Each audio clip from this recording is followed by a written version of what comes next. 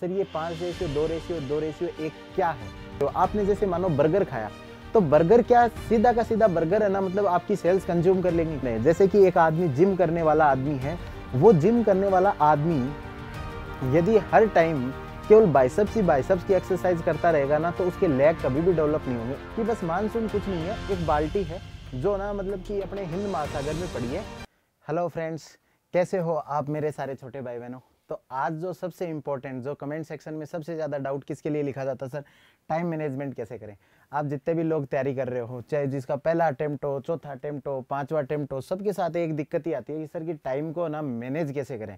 और सभी के पास है ना 24 आवर्स ही होते हैं, ठीक है। अब उन 24 आवर्स को ही आप किस तरीके से मैनेज करते हो ना, सारा गेम उसी का है। आपको कई बार है ना मतलब ऐसे सरप्राइज होता है, जैसे कि 2-4 अटेम्प्ट दिए हुए लोग हैं, उनको सरप्राइज होता है कि कोई आदमी आया पहले ही अटेम्प्ट में कैसे क्लियर करके चला गया। और फिर वो ऐसे सोचते हैं कि यार हम तो बचपन से स्कूल के टॉपर थे, कॉलेज के भी टॉपर रहे, सब कुछ बढ़िया किया, लेकिन फिर भी हमारा ना 3 अटेम्प्ट में सिलेक्शन नहीं हुआ, 2 अटेम्प्ट में सिलेक्शन नहीं हुआ। अरे एक बच्चा आया नॉर्मल से बैकग्राउंड से आया और पहले ही अटेम्प्ट में सिलेक्शन कैसे ले गया? उस चीज़ को समझने के लिए जो सबसे इंपॉर्टेंट कंसेप्ट होता है ना, टाइम मैनेजमेंट का कंसेप्ट, उसको समझेंगे। आप बहुत भारी बातें नहीं करेंगे, क्योंकि जनरली आप क्या होता है ना कि एक बड़ी सी टाइम मैनेजमेंट के ऊपर लोगों ने बहुत बड़ी बड़ी किताबें लिख दी, स्टडी के लिए ना बहुत सारे टाइम टेबल की बहुत सारी बड़ी बड़ी बातें कर दी। हम करेंगे एकदम सिंपल सी बात कि जो अपने ना आरएस के, आईएएस के या जो अपने कम्पिटिटिव एग्जाम है, उनके बच्चे किस तरीके से टाइम मैनेज करें, ठीक है, उस चीज़ की अपन चर्चा करते हैं। तो ये देखो, इसमें ना मतलब कि किस तरीके से ये एक पोस्टर है जो मतलब इसको रिफ्लेक्ट कर रहा है कि आपको किस तरीके से प्लानिंग करनी होती है दिन की, किस तरीके से आपको थिंक करना है, किस तरीके से पूरा मैनेज करना है, वो चीज़ समझते हैं। अब इस प्रिंसिपल को बोलते हैं 5-2-2-1 का प्रिंसिपल, ठीक है। अब ये 5-2-2-1 का प्रिंसिपल क्या है? ये मेरा खुद का ही डिजाइन किया हुआ है, कहीं आपको गूगल पे नहीं मिलेगा, आप सर्च भी करोगे तो नहीं मिलेगा। तो ये क्या है कि आपका दिन में जितना भी आवर्स आप स्टडी करते हो, उसको इस रेशियो के अंदर डिवाइड कर लेना है, ठीक है। रेशियो क्या रहेगा? 5:2:2:1। अब सर ये 5:2:2:1 क्या है? मतलब यदि आप दिन में 10 मतलब कि 10 घंटे पढ़ रहे हो, तो 5 घंटे आपको कुछ पढ़ना है, 2 घंटे कुछ करना है, फिर 2 घंटे आपको कुछ जो रिटेन करना है, 1 घंटे आपको रिकॉल करना है, ठीक है। इस तरीके से आपको पूरे दिन को डिवाइड करके देखना है। अब इस चीज के ऊपर अपन फोकस करते हैं कि अब ये चीज, पहला जो भी कोई कंसेप्ट है ऐसा नहीं है, इसके मतलब एकदम सिंपल कंसेप्ट है, और इसके पीछे का जो साइंटिफिक और साइकोलॉजिकल जो रीजन है उसको भी हम पूरा एक्सप्लेन करेंगे, ठीक है। तो आते हैं स्टार्टिंग में। यदि आप जैसे पढ़ रहे हो, जैसे मैंने पहले भी बताया था, जो आवर्स होंगे वो एक्टिव आवर्स होंगे। एक्टिव आवर्स के लिए हमने ऑलरेडी ना पोमोडोरो टेक्निक के ऊपर बना रखा है, पेरेटो टेक्निक के ऊपर बना रखा है, उनके वीडियो आपको जरूर देखने हैं ताकि आपको पता चले कि किस तरीके को आपको इफेक्टिव आवर्स पढ़ाने हैं। क्योंकि जनरली आप देखना, एक आप ना कल एक एक्सपेरिमेंट करके देखना, ठीक है। एक्सपेरिमेंट क्या करोगे, और इस एक्सपेरिमेंट का आप बताना कि आपके इफेक्टिव आवर है ना किसके कितने निकले, और ये है ना सभी को कमेंट करना है अपना। और सभी लोग आज पहले तो कमेंट सेक्शन में ये बताएंगे कि आप सब लोग ना पढ़ते कितना हो, ठीक है। और कल हम ये चीज देखेंगे कि इफेक्टिव आवर्स कितने हैं आपके। जैसे आप ना मतलब कि जब टेबल पे पढ़ने बैठो, तब आपके अलार्म को स्टार्ट कर लिया करो कि हाँ मैं पढ़ने बैठा। जब आप ना उठ के चाय पीने जाओ तो अलार्म बंद कर दिया करो। और फिर आप कुछ भी काम करने जाओ, और जब भी केवल जब जिस टाइम पढ़ रहे हो ना, उसी टाइम पे उस क्लॉक को ना, स्टॉप वॉच को चालू रखना। आपने मोबाइल चालू स्टार्ट किया तो बंद कर दो, फोन आ गया तो बंद कर दो। तो फिर आप देखोगे दिन में आपकी 14 घंटे की आप सिटिंग दे रहे हो ना, तो भी आपका जो इफेक्टिव स्टडी आवर्स है ना, वो 7 से 8 घंटे ही आ पाता है। तो इसलिए ना मतलब उसको ना मतलब कि बहुत सारे जैसे मेरे काफ़ी दोस्त थे, वो इस चीज़ को मतलब कि प्रैक्टिस करते थे कि अपनी स्टॉप वॉच रखते थे, केवल पढ़ने वाला टाइम ही वो काउंट करते थे। क्योंकि हम एक इल्यूजन में रहते हैं कि हमने 14 घंटे पढ़ाई कर ली, हमने 15 घंटे पढ़ाई कर ली, एक्चुअली में वो 15 घंटे पढ़ाई होती ही नहीं है। तो उस चीज़ को समझने के लिए आपको इफेक्टिव आवर्स निकालने हैं। सबसे पहले आज आप बताओ कि आप कितने घंटे पढ़ते हो। आपका जो भी इल्यूजन है कि मैं 12 घंटे पढ़ता हूं सर, वो आप सभी लिखोगे, और कल फिर ना स्टॉप वॉच के साथ आप ट्राई करना और फिर बताना कि आपके कितने घंटे की इफेक्टिव स्टडी आई, ठीक है। अब मैं ये मान रहा हूं कि आप ना 10 घंटे इफेक्टिवली स्टडी करते हो, ठीक है। अब 10 घंटे इफेक्टिवली स्टडी करते हो, तो मेरे प्रिंसिपल के हिसाब से आपको 50% टाइम कोई नया मटेरियल पढ़ने में लगाना चाहिए, ठीक है। नया मटेरियल कैसे पढ़ना, मतलब जो भी नया मटेरियल इन द सेंस जो आपने जैसे मानो कि आप बोलोगे सर हमने सारा मटेरियल एक बार पढ़ लिया तो फिर नया मटेरियल क्या होगा, लेकिन मैंने जैसे कि आपको एक पहला जो हमने रिवीजन वाला वीडियो बनाया था उसमें इबिंगस कर्व की चर्चा की थी कि आप मोस्टली 90-95% चीजें आप ना भूल जाते हो। तो नया मटेरियल का मतलब है कि जो आपने ना मतलब जो रिवाइज नहीं कर रहे हो, मतलब जैसे थर्ड फोर्थ रिवीजन के बिना यदि आप कुछ भी पढ़ रहे हो ना वो नए मटेरियल के अंदर काउंट होगा। तो आपको ना 50% टाइम अपना दिन का ना नया मटेरियल पढ़ने के लिए देना चाहिए। अब क्यों देना चाहिए, क्योंकि एक पहले की वीडियो में भी हम ये डिस्कस कर चुके हैं कि ये जो अपनी मेमोरी है ना इसमें बहुत सारे है ना मतलब इस तरीके से न्यूरॉन है, ठीक है। जैसे ही आप कोई भी इंफॉर्मेशन नहीं पढ़ते हो तो ये न्यूरॉन एक दूसरे के साथ कनेक्शन बनाते हैं, ठीक है, ये इस तरीके से, और ये कनेक्शन धीरे धीरे टूटते जाते हैं। उन टूटने के मतलब इन जो कनेक्शंस को टूटने से बचाने के लिए हम रिवीजन करते हैं, उसकी टेक्निक्स हम ऑलरेडी वीडियो में डिस्कस कर चुके हैं। तो जब इस तरीके से ब्रेन की एक ताकत होती है ये कि वो अलग अलग चीजों को एक दूसरे के साथ कनेक्ट कर लेता है, एक दूसरे के साथ जोड़ लेता है और उससे याद करता है। एसोसिएशन इज ए मतलब एसोसिएशन एक ऐसी पावर है जिससे हम लॉन्ग टर्म में ना चीजों को रिटेन करते हैं। एक वीडियो अपना इस पे भी आएगा किस तरीके से जो शॉर्ट टर्म मेमोरी से हम लॉन्ग टर्म मेमोरी में इंफॉर्मेशन ले जा सकते हैं।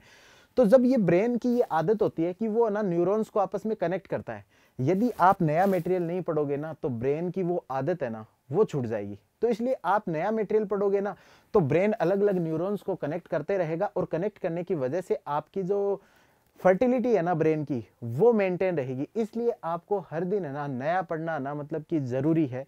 तो इसलिए आप ना जैसे करंट अफेयर पढ़ते हो वो इसी का पार्ट बन जाता है।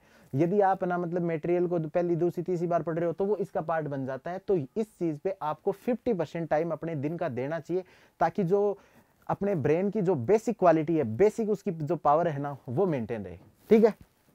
अब दूसरी चीज क्या कि सिंप्लीफाई करो। तो हमने एक बढ़िया सा वीडियो बना रखा है कि किस तरीके से हम स्मार्ट तरीके से पढ़ाई कर सकते हैं, उस वीडियो को देखना। तो उस वीडियो में मैंने पूरे पढ़ने की प्रोसेस को ना डिकोडिफाई किया था कि किस तरीके से हम मतलब पढ़ाई कर सकते हैं। तो अब जैसे नया मटेरियल पढ़ा, नया मटेरियल कभी भी आपके दिमाग में ना मतलब नहीं रहेगा, ये मैं आपको लिख के दे रहा हूं। आप चाहे कितना भी पढ़ लो, आपके दिमाग में जब तक वो सिंप्लीफाई होके नहीं जाएगा तब तक वो ना बिल्कुल भी आपके दिमाग में टिकेगा ही नहीं। जैसे आप ना मतलब खाना खाते हो, आपने जैसे मानो बर्गर खाया, तो बर्गर क्या सीधा का सीधा बर्गर है ना मतलब आपकी सेल्स कंज्यूम कर लेंगी? बिल्कुल नहीं करेंगी। वो क्या करेंगी, बर्गर को ना मतलब उसका फैट का पार्ट है उसको अलग डिजोल्व करेंगी, प्रोटीन का पार्ट है उसको अलग तरीके से मतलब कि अलग हार्मोन लगेंगे उसके ऊपर, अलग एंजाइम्स लगेंगे, उसको क्या करेंगे ब्रेक डाउन करेंगे। ब्रेक डाउन करके जब वो ग्लूकोज की फॉर्म में आ जाता है उसके बाद ही बॉडी उसको क्या कर पाती है, एब्जॉर्व कर पाती है। इसका मतलब है कि आपकी चीजों को आपको तोड़ के ना सबसे छोटी चीज के पास ले जाना पड़ेगा, सिंप्लीफाई करना पड़ेगा, तभी आपको वो कंटेंट है ना हमेशा के लिए याद रहेगा, आपकी लॉन्ग टर्म मेमोरी के अंदर जाएगा। तो अब यहाँ पे क्या कर सकते हो कि आपने जो ये 50% जो नया मटेरियल पढ़ा ना, आपको 2 घंटे ना उसी मटेरियल को सिंप्लीफाई करने के अंदर लगाना है। और वो सिंप्लीफिकेशन आपका सबसे अलग होगा, आपकी जो स्टडी का बैकग्राउंड है वो अलग है। जैसे मानो कि मैं यदि इंजीनियरिंग किया हुआ हूँ, कोई आर्ट्स का बंदा है तो उसने अलग प्रकार से समझेगा वो टॉपिक को, कोई साइंस का है तो वो अलग प्रकार से, एमबीबीएस का बच्चा है तो वो अलग प्रकार से उस टॉपिक को समझेगा। इसलिए सिंप्लीफाई हमेशा अपने हिसाब से करनी चाहिए। जैसे एग्जाम्पल के तौर पर मैं हमेशा बताता हूँ कि जैसे मानसून का जो टॉपिक है, मानसून के टॉपिक को मैं जैसा भी पहले मैंने पढ़ लिया, चलो 50% टाइम है उसके अंदर मैंने मानसून के टॉपिक को पढ़ा, फिर मैं सिंप्लीफाई है ना इस तरीके से करूंगा कि बस मानसून कुछ नहीं है, एक बाल्टी है जो ना मतलब कि अपने हिंद महासागर में पड़ी है, और वो बाल्टी है ना मतलब कि जब गर्म होके ऊपर चली जाएगी बाल्टी, फिर उस बाल्टी को ना धक्के मिलते हैं इधर की तरफ इंडिया की तरफ, वो बाल्टी आ जाती है अपनी, ठीक है। अब उस बाल्टी को कोई पहाड़ मिल गया तो वो पहाड़ के ऊपर बाल्टी डाल देगा, यदि बाल्टी के अंदर है ना मतलब वजन पानी ज्यादा हो गया तो वो पानी निचार देगा। तो मैं मानसून को एकदम मेरा सिंप्लीफाई कर रखा है, मेरे इमेज है ना ऐसे ही है कि हिंद महासागर से एक बाल्टी आई है, वो बाल्टी इस तरीके से कर रही है, और इस फंडे से मैं सारी चीजें क्या कर लेता हूँ, क्लियर कर लेता हूँ। इस तरीके से मेरे को ये पढ़ाई में इंजॉय भी करवाती है सिंप्लीफिकेशन करना, और लॉन्ग टर्म में याद करना भी ना बड़ा आसान हो जाता है।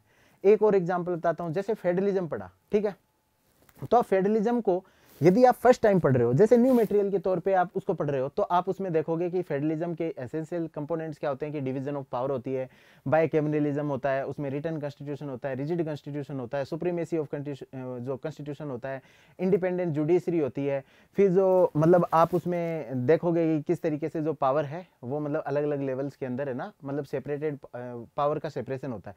तो ये सारी चीजें हैं, ये तो आपने ना मतलब कि सीख ली कि हाँ भाई ये तो अपने एकदम उसको जब 50% टाइम पढ़ा ना तब आपने फेडरलिज्म को समझ लिया। अब उसको किस तरीके से सिंप्लीफाई करोगे? सिंप्लीफाई मतलब ऐसे मान लो कि सेंटर और स्टेट दो भाई हैं, एक बड़ा भाई एक छोटा भाई। अब बड़े भाई को कुछ थोड़ी सी ना एक्स्ट्रा पावर दे दी गई है, क्योंकि उसके पास है ना ज्यादा जिम्मेदारी है, ज्यादा रिसोर्सेज है, इसलिए उसको एक्स्ट्रा पावर दे दी गई है। लेकिन अब देखो सारी कि मतलब कि सेपरेट उनके सेपरेशन ऑफ पावर है कि दोनों को अलग अलग जैसे पैसे दे दिए, एक को 50 रुपए दे दिए, एक को 100 रुपए दे दिए कि आप मार्केट में जाओ और कुछ खरीद के लाओ। ठीक है, तो बड़ा भाई अपने पैसों से कुछ खरीदेगा, छोटा भाई अपने पैसों से कुछ खरीदेगा।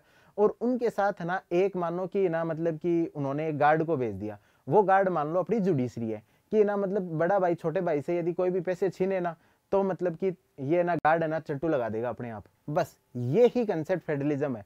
अब आप कोई सा भी चीज उठा लो, इस कहानी के साथ कनेक्ट करते हुए आप फेडरलिज्म को पढ़ोगे ना तो आपको इजीली याद हो जाएगी। ठीक है, तो ये चीज होती है इन 2 आवर्स के अंदर। इन 2 आवर्स के अंदर आपको रिटेन मतलब कि जो सिंप्लीफाई करना है उसको एकदम मतलब तोड़ के एकदम सिंपल सी कहानी बना लो, ताकि आपके दिमाग के ऊपर है ना कभी कोई लोड नहीं आए।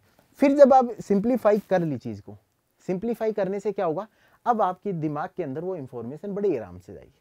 लेकिन आराम से जाने के बाद देखो दिमाग की एक दूसरी सबसे बड़ी बात होती है, दिमाग भूलना चाहता है, जल्दी से जल्दी चीजों को भूलना ना मतलब इसकी एक खास बात होती है, तो वो दिमाग भूलेगा। और हमारा पर्पज क्या है कि उसको रिटेन करना है, उसको मेमोराइज करना है। अब मेमोराइज कैसे करोगे? सिंप्लीफाई हो गई चीजें, कुछ चीज हद तक है ना आपको याद रहना मतलब कि काफी इजी हो जाएगा। लेकिन फिर भी आपको यदि चीजों को रिटेन करना है ना तो आपको बहुत सारी तरीके लगाने पड़ते हैं। कुछ तरीकों जैसे रिविजन, आप एक पीरियड के बाद रिवीजन करोगे तो चीजें अपने आप ही रिटेन होने लग जाएंगी। आप जैसे एक डबल एस का मेथड होता है, ये डबल एस का मेथड का आपको यदि सुना हुआ हो तो कोई बताना इसका, यदि नहीं सुना होगा तो हम एक अलग वीडियो में इसकी बात करेंगे। डबल एस का मतलब है साउंड एंड साइट। अब साउंड एंड साइट क्या है? जैसे कि आपको बचपन में अपने आपके दादा दादी या नाना नानी ने कभी ऐसा जरूर बोला होगा, बेटा ना बोल बोल के पढ़ा कर ताकि याद होगा। लेकिन जो हमारा नया लाइब्रेरी कल्चर आया ना उसमें डबल एस सिस्टम को ना पूरा ही खत्म कर दिया, क्योंकि लाइब्रेरी में आप बैठोगे तो आपको तो चुपचाप पढ़ना पड़ेगा, चुपचाप पढ़ना पड़ेगा ना, तो आप ना मतलब कि केवल क्या साइट साउंड आपका ना मतलब कि गायब हो जाएगा। ठीक है, और ये ना साइकोलॉजी के जितने स्टूडेंट है वो आपको बता सकते हैं, या फिर आपका किसी का एक्सपीरियंस है तो आप कमेंट सेक्शन में जरूर बताना कि हाँ सर मेरे लिए डबल एस मेथड है ना काम करता है। डबल एस मेथड में क्या होता है कि आप ना बोल बोल के पढ़ते हो, तो उसमें क्या होता है आपकी मेमोरी के लिए 2 इनपुट एक साथ काम करते हैं, एक आपकी साइट भी काम करती है, साथ साथ में आपके साउंड भी काम करती है। और एक ही टाइम पे यदि 2 इनपुट ब्रेन को मिलते हैं तो वो लॉन्ग टर्म में याद रखता है। तो इस तरीके के बहुत सारे मेथड होते हैं जिनके थ्रू ना हम आप मतलब की जो चीजें हैं उनको रिटेन कर सकते हैं। तो आपको 20% टाइम है ना उसमें एक रिटेंशन का जो तरीका है उसको बोलते हैं हम निमोनिक्स। निमोनिक्स बना लेते हैं, जैसे कि ना मतलब कि 1983 का जो मिसाइल प्रोग्राम था उसमें कौन कौन से मतलब कि जो अपने मिसाइल बनी तो उसको ना पटना से याद कर लिया। इस तरीके से ना बहुत सारे ना मतलब कि निमोनिक्स आप ना मतलब अपने मतलब उसके डे टू डे लाइफ के अंदर आप ना बहुत सारे निमोनिक्स बना सकते हो। और जो हमने टेलीग्राम के ऊपर बहुत सारे नोट्स भी अपलोड कर रखे हैं उसके अंदर भी आपने कहीं ना कहीं देखा होगा कि ना मैंने साइड में ना बहुत सारे निमोनिक्स लिख रखे हैं। और टेलीग्राम चैनल की मतलब अब आप सीधा सा सर्च करोगे ना तो मिल जाएगा, यदि टेलीग्राम की मैं लिंक भी ना डिस्क्रिप्शन में डाल दूंगा। तो यदि वहां पे ना मैंने आईएएस के लगभग जो जितने भी नोट्स हैं जितने भी टॉपिक्स के वो सारे अपलोड कर दिए हैं। उसके बाद भी यदि कोई मतलब कि जो टॉपर्स के कुछ नोट्स आते हैं, जैसे इस साल मतलब कि श्रेया के नोट्स बढ़िया थे तो उनको डाल दिया, हमारे बैच में जयंत था उसके नोट्स बढ़िया थे तो उनको डाल दिया। तो इससे आपको क्या होगा ना एक ही टॉपिक पे 3 4 5 टॉपर के नोट्स मिल जाएंगे, तो आप ना मतलब कंपेयर कर सकते हो। या कोई डायमेंशन किसी ने मिस कर दी होगी ना तो वो नहीं होगी, तो वो आप ना मतलब कि टेलीग्राम पे आपको वो सारे मिल जाएंगे। अब लास्ट का 1 आवर आपको किस में देना है? रिकॉल करने में। अब रिकॉल करने में क्यों देना है वो समझो। ठीक है, अब देखो कि आपको मैं बोलूं कि ना मतलब आप ना मतलब कि फ्रंट में गाड़ी चलाओ, ठीक है, तो आप उसको 120 140 150 की स्पीड पे भी चला सकते हो। और अब मैं बोलूं आपको ना कि बैक में गाड़ी चलाओ, तो बैक में गाड़ी चलाते समय आप ना 10 की 20 की 30 की इससे ज्यादा स्पीड में नहीं चला सकते। ऐसा क्यों हो रहा है? मतलब वही 4 टायर है, वो ऐसा क्यों हो रहा है कि आपकी सामने की स्पीड मतलब इतनी अच्छी है, मतलब पीछे का मतलब है नहीं। यदि 5 गियर भी आपको दे देते पीछे की तरफ तो भी आप उतनी स्पीड में नहीं चला पाते गाड़ी। क्यों? क्योंकि आपकी हैबिट थी। ये सेम है जैसे कि हम फ्रंट वॉक करना ना अपने लिए बड़ा आसान है, लेकिन हम जब बैक वॉक करते हैं ना तो अपने लिए बड़ा टिपिकल है। क्यों? क्योंकि हमने डेली ना एक ही रूटीन अपना रखा है सामने चलने का, तो पीछे चलने की जो हैबिट है ना उसको हम क्या कर चुके हैं, एकदम भूल चुके हैं। तो जैसे ना डार्विन का प्रिंसिपल था ना कि जो चीज़ हम काम में नहीं लेते वो अपने आप ही ना विलुप्त होती जाती है। तो यदि हम क्या करते हैं ना कि यूपीएससी की तैयारी में सारे दिन पढ़ते रहते हैं, आरएस की हो, नीट की हो, जिसकी भी तैयारी हो, उसमें सारे दिन क्या करते हैं, इनपुट इनपुट इनपुट, केवल सारे दिन पढ़ना।